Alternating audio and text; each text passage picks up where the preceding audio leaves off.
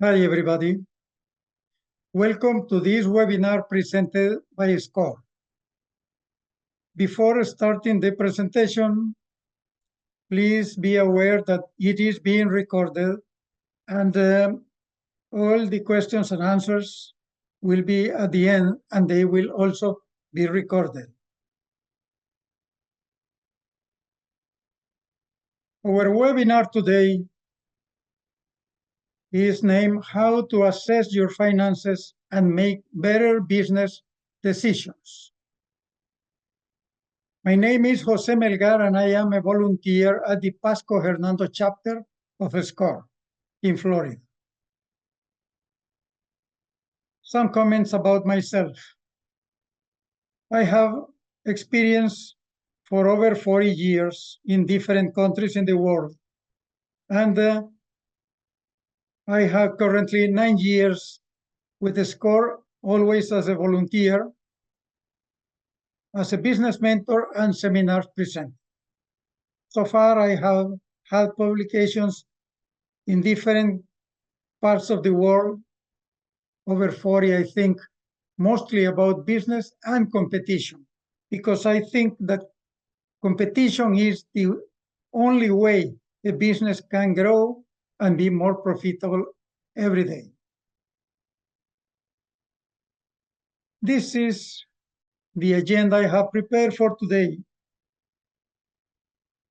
And mostly I think I will be addressing the importance of informed decisions. I underline the word informed. So not gut decisions, not impulse decisions, informed, oriented decisions. And then how to use that information that is already in your business or in our business. So we don't need to create information. The information is there in the past performance and how we can use it to see trends in the business, how to make comparisons, because comparisons is the most important thing for using the financial information. How to make comparisons, and we will have examples how to do that. Then scenarios and projections, those things go together. Scenarios and projections are widely used by companies around the world. So let's talk about the importance of decision making. So that is what really makes a manager. So if you are running a business, you are taking decisions, making decisions constantly. We don't know how many we take in a day. So the average is supposedly 70 per day. A person does small and big decisions. 70 decisions per day. That could be hiring a person or not hiring a person. Firing. Do I make a partnership with somebody? Do I buy from this supplier? Do I accept this request for discount? So there are many, many instances that we are making decisions. And what is important is to separate what is a decision that will impact my business in the long term from the choices that I do in every moment. So I will say that business management is mainly a bundle of decision-making processes. And what is important is to notice here that any project to improve efficiency in any place in the world is taking the decision-making from the worker, because decision-making brings complexity. In order to make an operation efficient, we take the complexity out. That is why the complexity should be done by the owner or by the manager, because that affects the long term of the business. And then experienced managers, successful managers are the ones that have developed their decision-making process, and they do that always based on information. always. The big decision makers never make a decision by impulse. It's always well thought process and based in numbers. Business, the language of business is money. So always measure our decisions by numbers. And now, if we see that, we can understand that the financial figures my accountant is presenting to me today are the result of decisions I made in the past. If my business is going well or failing, it's because of my decisions. That is the most important lesson we can discuss today. All what happens in my business is due to my decisions. That is why it's better be prepared to do better decisions. And what is a good decision maker? The one that in the average, from those 70 decisions that make per day, most of them are good decisions. Nobody makes all decisions perfect. The aim of a good decision maker is to do more good than bad decisions. As I said, oriented decisions are more successful because are based in a process. This is a simple process and mostly is formed in 4 steps. First, we start with the assessment on top. We need to know where we are standing, what is our current situation, and then what is the problem. We need to address something we need to solve.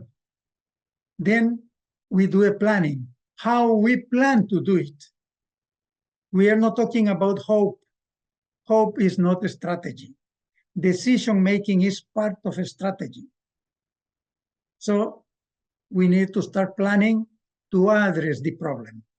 Then, after our plan is done, we don't second guess, we don't hesitate.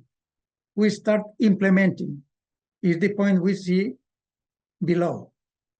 After that, then we need to monitor that things are happening in the way we plan. If things are working how we thought they were going to. And then review. And after 1 month, 3 months, or whatever we decided at the beginning, we assess again. We say, okay, 2 months ago I was in this point, now I am in point B. Then start again. I need still to reach the perfect condition I thought. Of course, nothing is perfect, but I have something in mind what I want to achieve. So then plan again, implement again, review again, assess again, and this is the good manager. This is what they do every week, every month, every quarter, every year. That is how we see small businesses that become big corporations. This is what they are based on. A good manager is the one who makes more good decisions, and good decisions are oriented decisions. It's not because I am more intelligent than the rest. People we think that are a genius in business is because they have better information. They have better ways to do decisions. Nobody base starting a business because I am a genius or not. I need to base my business in my decision making, in that I am a good decider. And always remember, best decisions are the ones that are based on past financial results.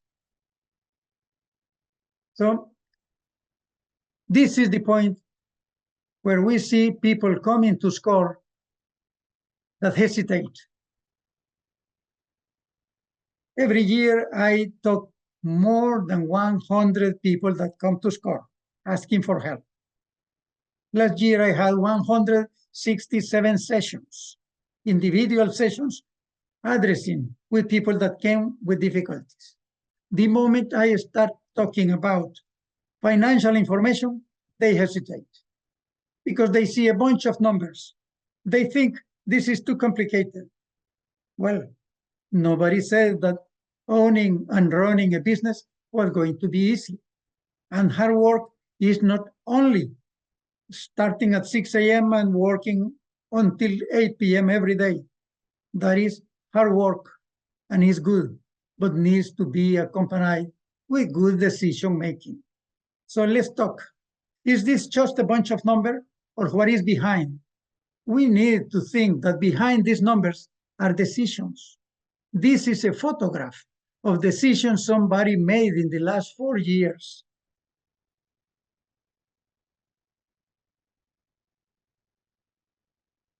Then, in order to be a good decider, we need to accept that we, the owner, we, the manager, the person that is responsible for the business, is the one responsible for the level of expenses. If my business has more expenses than my competitor, it's because of my decisions. Because I decided how many people will be in the payroll. I decided how much I was going to pay people. I decided if I was going to rent or use my own business, how much I was going to rent, how to pay for rent. I want an expensive building, and I want a building that is adequate for my needs. What kind of equipment? If I need 5 pieces of equipment, why should I buy 7? So I am responsible for adding expenses to my business. All these are decisions. Transportation. Do I use my own truck or do I hire somebody to do it for me? Electricity. Even though I am not responsible by the amount they charge, the rates, they decide for that.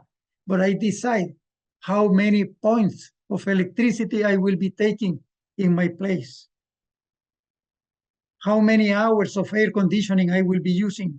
So I decide how much electricity I will be using, and that will reflect in my decision, and it will reflect in my results, in my profits.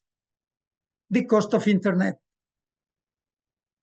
There is a cost in internet. We pay monthly a server, we pay monthly a browser, we pay who is going to provide the services, how many phone lines, and the interest. I am going to borrow money, or I am going to use money from the family. Am I going to use my own money? All these are decisions. When I am starting my business or when I am reviewing my business, no matter that my business has been for 10 years, I always can revise the situation, and I could say, if I have money in the bank, why am I paying interest in my business? It's my decision. I need to review all this because I am responsible for the level of expenses in my business. Then, after we say this, we can start talking about how we apply this to the day-to-day activity. We have been using this case study, the ABC company. Of course, it's a fictitious name, and it's a mix of several businesses that have come to SCORE. It's not one specific, but we prepared this case using information that was from the real life during the pandemic, because that provided a very good example of how we can assess a business. Let's say that the ABC company is a clothes retailer. They make clothes for sale, they sell directly to the user, and they also sell to other stores. This company was established in 2016. This is important. This 4 years before the pandemic. It's an S Corp and is in rented premises, so it pays rent. So then, this is what happened, the pandemic. In February 2020, sales were better in January and February, the first 2 months. If any of you have been in business in that time, remember that those months were very good, were much better than the year before. And suddenly, in March, things started to slow down. And then the closure, quarantine, all businesses closed, all the activity. That is what happened to these guys that are seeing the situation. So the cash is going out. We need to still pay the employees. Now what? So then ABC say it's time to reach to our friends' SCORE. So we were involved and we started with the owner, of course, the process of analyzing the business. So then we were in March 2020, but we said, please bring all the 4 years, last 4 years that the company has been operating, and let's prepare this chart. All this information already exists. We are not asking for anything more than putting them together, the 4 income statements. It's taken from the internal, from the IRS, the tax return. They just copy these 4 columns. And then we see that the sales are going good, were going good. From 2016 to 2019, were almost triple. So business was going well. They were selling more and more every year. And cost of sales growing the same way, because to sell more, you need to have more cost, of course. The gross profit went from 120,000 to 300,000 in the year. So it was going as it should be, going well. But then let's see the last line, profit before taxes and depreciation. First year with $200,000 sales, $24,000 profit. Fourth year in $600,000 sales, $26,000 profit. So what is happening?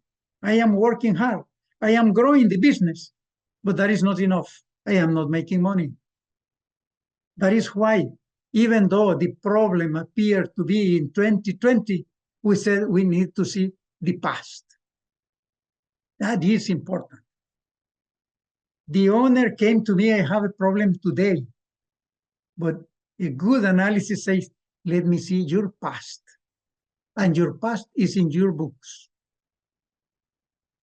So we see sales and profit going well, and gross profit, but net profit going not well, even though in 2017 was $72,000. Suddenly happened. This is the point. So the company was having problems before the pandemic. This is what I wanted to mention by bringing this to the conversation. The problem was not the pandemic. This company was going bad. Maybe this company was going to stop working, even if the pandemic didn't exist. That is why we need to review and make comparisons. We see, so far, this is only comparison of what is in the books. This is nothing strange. It's copy what it was in the books. But we notice here, the payroll went from 7,000 the first year to 144,000. That is where all the money was going. It is because since sales were going so good, so the owner started to hire more people for sales, to attend more customers, because the business was going good. So it was increasing the payroll. But then it was only taken from his profit. So the payroll was growing out of proportion.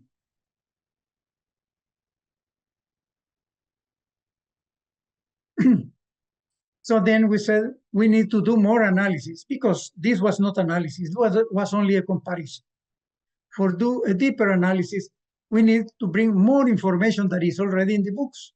So the big group, the first group there, 5 lines are already what we saw in the previous chart. So nothing new there. So then we said, bring something from the balance sheet. Also was in the tax returns. So we copied that. They did that. 4 columns with cash, current assets, and how is the fixed assets. So we say all this because we will need this to do the analysis. We will do this. We will need this information to do some calculations and some projections.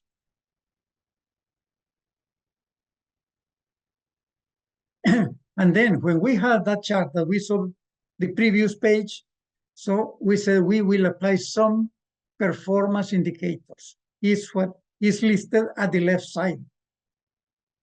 We will see year-over-year change in sales, sales per square foot, gross profit percent. We know the gross profit is growing, but the percentage, good managers use percentage all the time. They have percentage in the mindset. When they see one number, immediately they calculate a percentage to see what will be the outcome of something. So getting accustomed to use percentages is a very, very good trait, a good skill that we can acquire. Then, of course, percentage for expenses, for accounts receivable days. If my accounts receivable are growing, that means that money is not arriving on time. The inventory turnover, how many times in the year I turn over my inventory. The current ratio is the current assets versus the current liabilities. So how much money do I have to pay by immediate obligations? And the total debt to my net worth. Am I indebted? So do I think that I am making money or I am close to bankruptcy and I don't know? And gross margin, return on inventory. These are some of them. There are hundreds, but these are the most used and the most useful. The others are derivations, are details, and for very sophisticated companies. But these are the main ones. So at the right side, I explain how to do those calculations. Now we apply this to the numbers we already had. This is applied to the columns. So we see that over year, the sales change always in green. So 2017 grew more than 100%, 18, 11%, 19, 10%. It was going positive, always more. Sales per square foot, this is important. We will see why. How much, because I am paying rent by square foot. That is how they calculate the rent. So how much money do I get out of every square foot I pay? This is important to know. So I don't need to have idle space. So then, of course, this business, if they were increasing sales, they were increasing sales per square foot. So they went from $58 in a year per square foot to 151. So it's positive. They were doing good. Gross profit, we see that was always in the level of 50, 51%. So it's good. They are keeping the pace. That is not what the problem is. Expenses started to go negative because they were growing from 35% that was in the 17, it went up to 41 and 46. So something was bad there. Inventory turnover, it had a dip in the 2018, but it's now again going positive.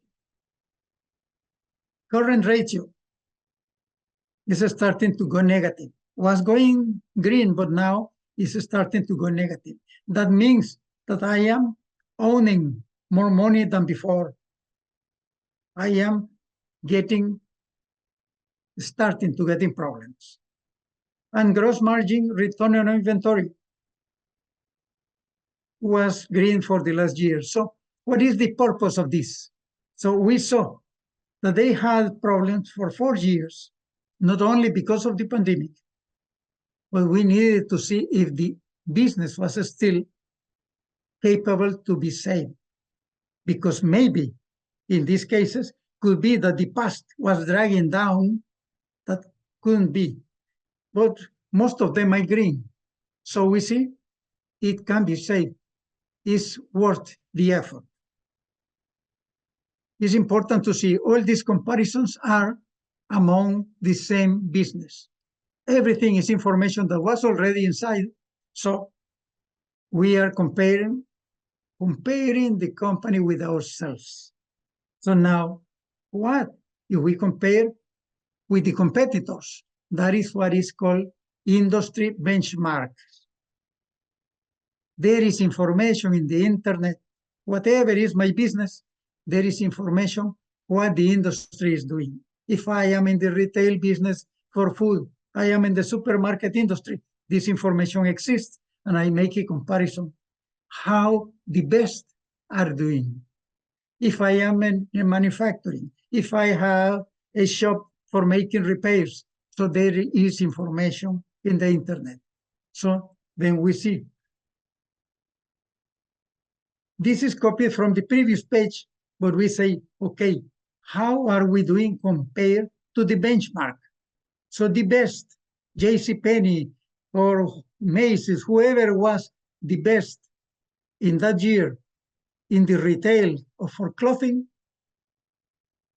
this is the information that was from the internet. So we sell sales per square foot. We were doing good, 151. No, but the best one is doing 200. So we are not so good as we thought. This is very important to know. It's not to say I am doing better every year. How I am doing versus the competition. So somebody is making $200 per square foot. Then gross profit, we were doing 50%. So the rest of the world is doing 47. Okay, we are doing good. There is not, what is my problem? Expenses, we are in 46. That is the median. That is how the rest of the world is doing. Okay, inventory turnover. We are in 237. We are negative because the big companies are doing 2.5. And they are moving big quantities of inventory. They are doing better than me. I need to do something there. Current ratio is positive. I still have 5 times versus 1.8 that has the competition. So this is how we compare to the world. So we see what I am saying. It's not that we use this chart or we copy these charts. The important thing is compare how we are doing year after year inside and then compare to the industry. Comparison inside and comparison to the best in class. And all this information is available. We don't need to pay big companies to do this analysis or give me nice speeches. So if I am interested in growing my business, in developing my business, this is what I need to practice, make this kind of comparison. So now let's talk about scenarios. How do we plan for the future? Not only to review the past, that is good, but what do I do with the past? I need to do better for the future. So in this case, we are going to review the business of this ABC company in the middle of the pandemic, what they were going to do to face the current problem. So first scenario. So where I am, make a projection in the situation, the current situation of problem, and do nothing. So just say, okay, it's what it is. Let's hope for the best. Then another scenario, what if I do some things to improve? And then what happens? And then when I see that I can improve, what if I do more? Then that is what we call scenarios. So simulations of what would be my future if I do something. We will go step by step with this company, with ABC. So since we were already, when we started to talk to them, so they called us in April, and then we prepared this meeting in May. So we say, this is what happened the first 4 months of the year of the pandemic. So they were selling $52,000 in January, same in February, and then reduced it to 23 in April and 0 in May because of the quarantine. It was closed. So no sales, no cost of sales. Good, okay. But then the payroll stayed $13,000 per month. But there was no money coming in, but there was money going out. Expenses in the facility. Of course, utilities, rent, everything there. Advertising, we had an agreement with a company to keep the advertising and the website and all this other stuff, $2,000 per month. And it's already in a contract. So it kept going. And all the other expenses. So life stayed, but money was not coming in. So in January and February, we had a profit. But then we started to lose money because of reduced sales. And then May was a net loss, $24,000. So this is the assessment where we are today. We did that also with the balance sheet. Same thing, just copy what was December, the closing of previous year, and then the first 5 months, because we are in May. This is the situation we are, and it's important. Let's say the first line, cash. They closed the year in $80,000 cash in the bank. In May, that was down to 30,000. It was bleeding. The money was going out. So this is why we need to do comparisons. It's not to say these are tough times. Okay, let's see how tough they are. And that is only with numbers. This information is there, just how to use it. So, and the same thing with the other lines. So what is important here is, okay, let's do the scenario 1. We will do a projection for the rest of the year. What happens if things stay as it is? Of course, we knew that the quarantine will stop and business will start to go back. It wouldn't be a jump. We knew that will be slow. Okay, we can guess what will be my sales. We will update my sales for the rest of the year and then see what happens. This is what we did.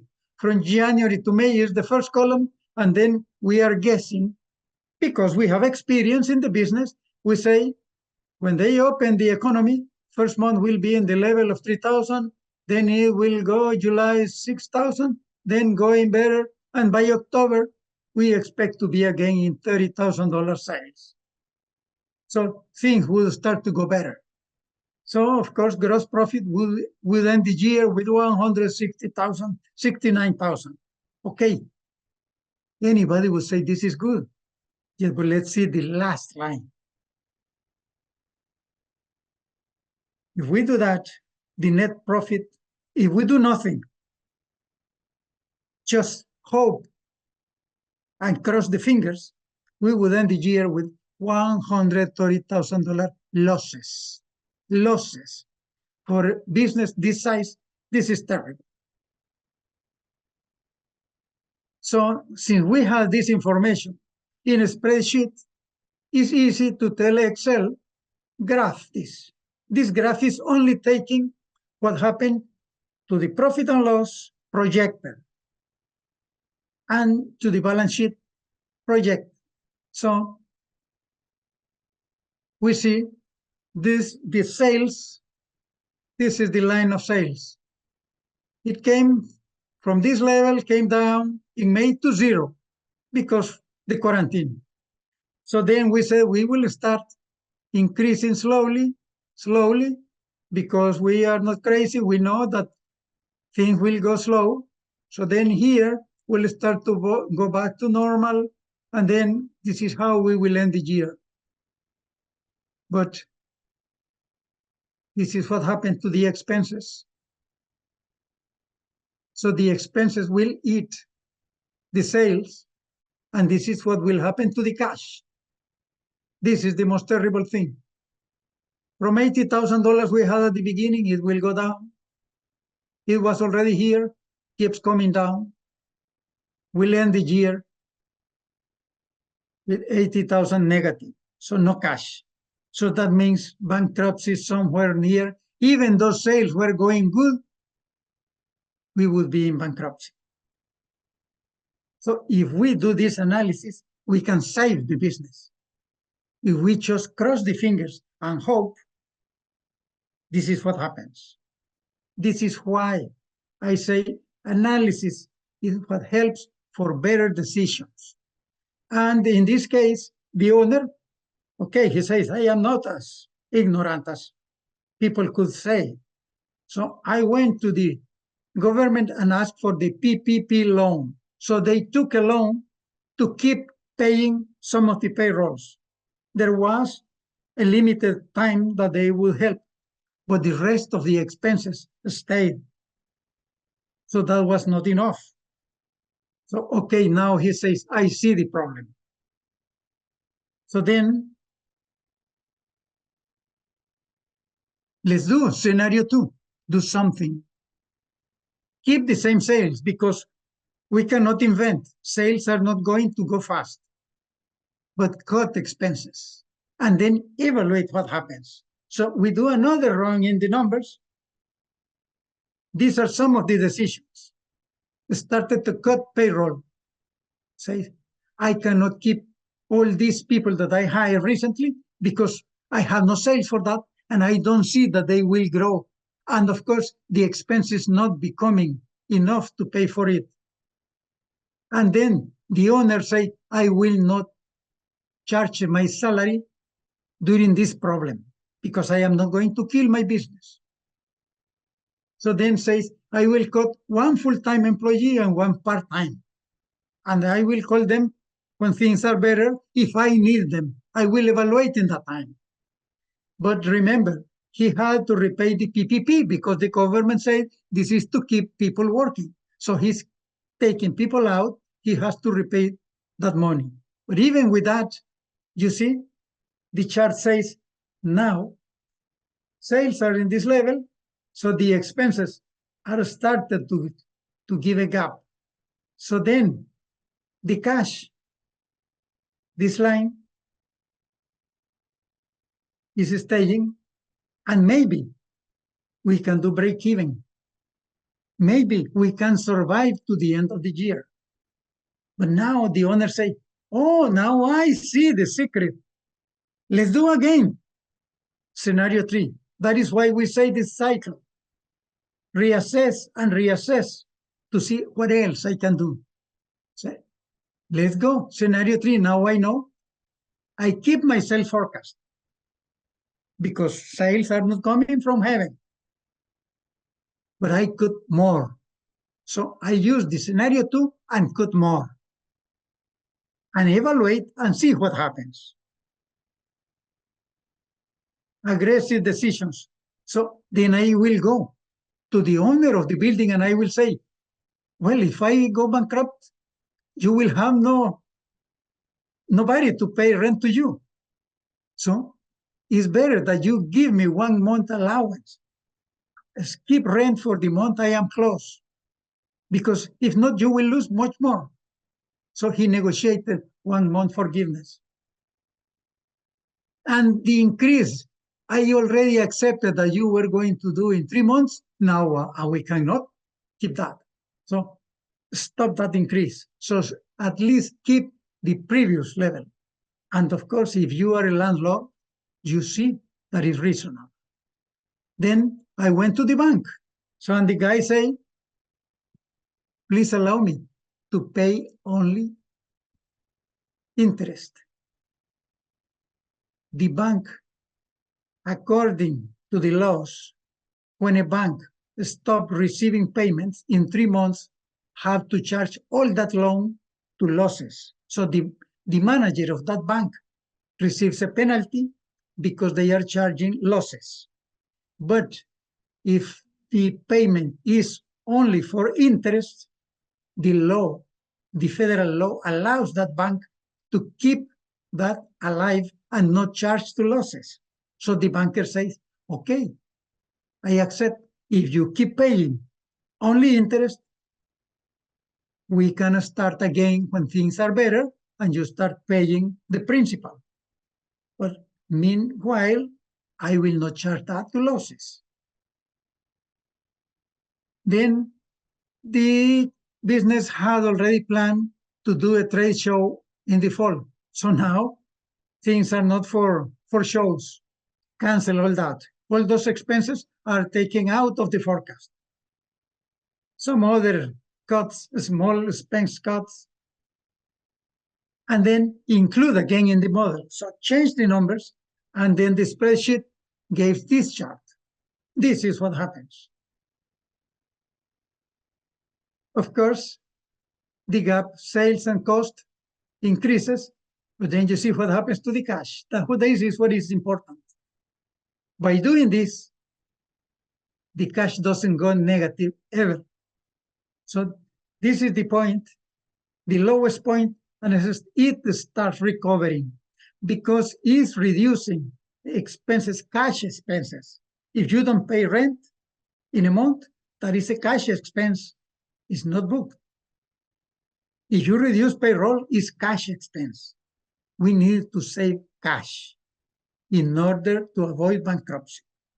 So this is what the plan we did with ABC company in order to show that by decisions, all these were decisions that were able to be done with the information that already existed in the company. And this is what I wanted to bring to the conversation today. What is important is that we get the importance of this cycle. Working in the business is not just staying many hours there, taking good care of the customers. That is important. That is what keeps it alive. But thinking, making long-term decisions, planning, using a strategy is what will add value, is what will make the business stay for many years, stay competitive. So the best decisions are based on past financial results. When they saw the information in the previous years and they compare during the current months of the year, they could make better decisions. And then when we get the wheel running, you get accustomed to it. You don't need to make big meetings every time. So now we know the cycle. We can do those assessments in 2 hours every month. But those 2 hours will pay a lot, will pay back a lot. So then, we don't have to do it alone. We can call SCORE to assign a mentor to our business. That mentor will be one-on-one, will be assigned to my business and will stay with me as long as I need for meetings every 2 weeks, every month, every 3 months, once a year, whatever we need.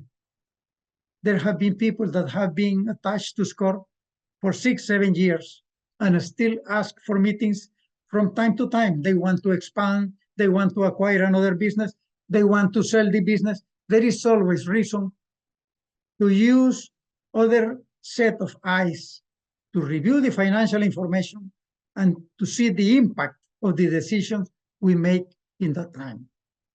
Just for your information, SCORE is in all the US. SCORE will be 60 years of age next month. We have been for 60 years helping small businesses in the US. Last year, SCORE had 285,000 sessions of mentoring and 275 people attended seminars like this. So in total, more than 500,000 people had interaction with the SCORE in 1 year. And those people created 31,000 new businesses. That is the purpose. That is why SCORE exists and is funded in part by the SBA, because we need to keep the small businesses running. And one important thing, calling for a mentor will not cost me a penny, because mentorships and webinars and seminars are free of charge. SCORE doesn't charge directly to anyone for a service. So this is the point when we can address questions if you have. If anything you want to clarify, any doubt. This webinar is being recorded, and if you go to score.org, Pasco Hernando, the one that I mentioned there, in 2 days, you will find the recording of this with all the information that is the material.